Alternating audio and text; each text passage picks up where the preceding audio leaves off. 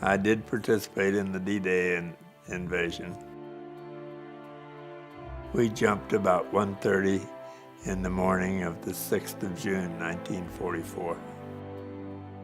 I enlisted in the Army in July of 1942. I was in Topeka, Kansas when I decided that I wanted to join the war effort.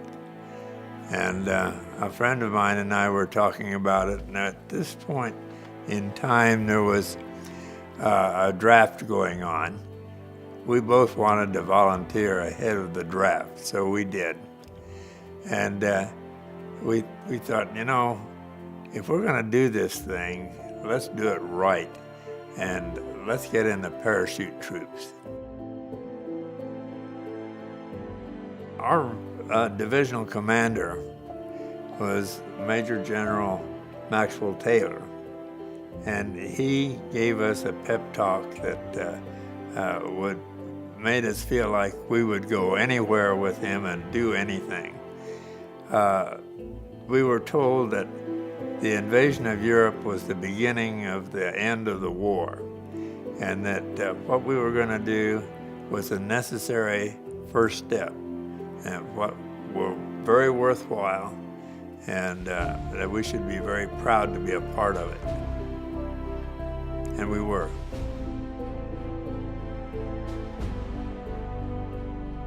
It was kind of different. While we were in the marshaling area, we were talking and everything was lighthearted and joking and so forth.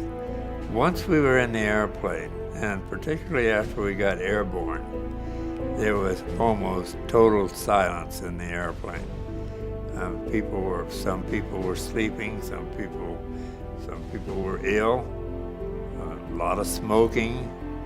While I was sitting in the airplane, I was thinking of family, and I was thinking of that I didn't want to show my fear.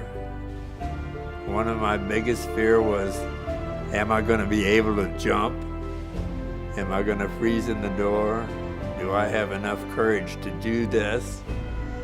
That sort of thing. And I was thinking very deeply and intensely and not communicating with anyone then. It was nighttime. There was some moonlight.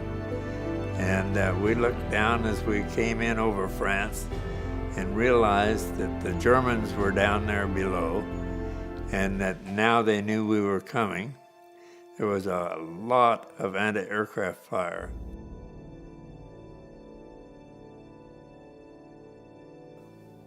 When you jump out of an airplane, it's chaotic until the chute opens, which is very quickly done on a 15-foot static line.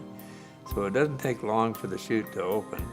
When it opens, there's a big sense of relief and a tremendous amount of quiet.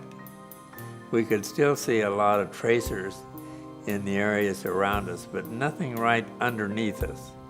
We got down safely without being hit. We went to a crossroads that I learned later was called Addyville, and we set up an aid station there.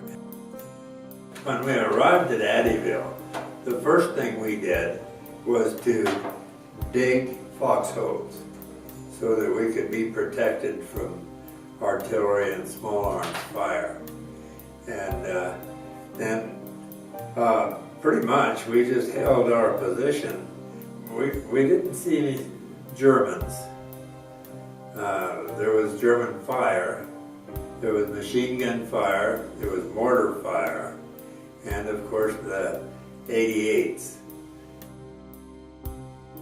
We had never been confronted with anything like the 88 millimeter German cannon. It was a very flat trajectory, very high muzzle velocity, and they had them previously zeroed in on crossroads, gaps in the hedgerow, and likely targets. It was a fearsome weapon and a better weapon than we had. Artillery was frightening to me because it was so impersonal. You can't fight back, really, as an individual, certainly. And so you just hope for the best. You do try to protect yourself and get cover where you can.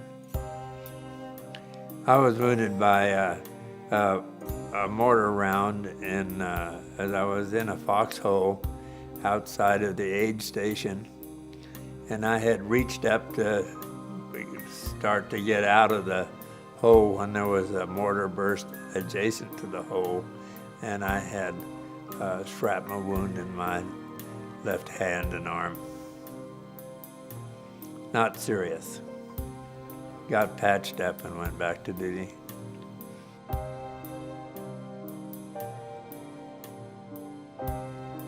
When I first came back from overseas, it was sort of a strange time, and I never did have much interest in maintaining a close relationship with the people that I served with. I didn't go to reunions, and I don't know what it was, but I just didn't really want to talk about my experiences over there. It was difficult for me and unpleasant.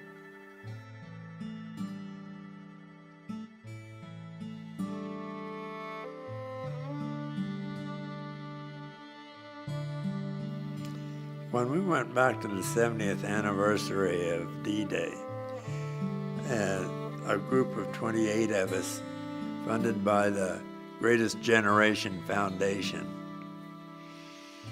The thing that struck me most while we were in Normandy was that everywhere we went, people were thanking us for what we had done. It was enormously satisfying to see the gratitude of people of all ages and recognition of what we had done, a validation of what we had done. It was just really almost overwhelming.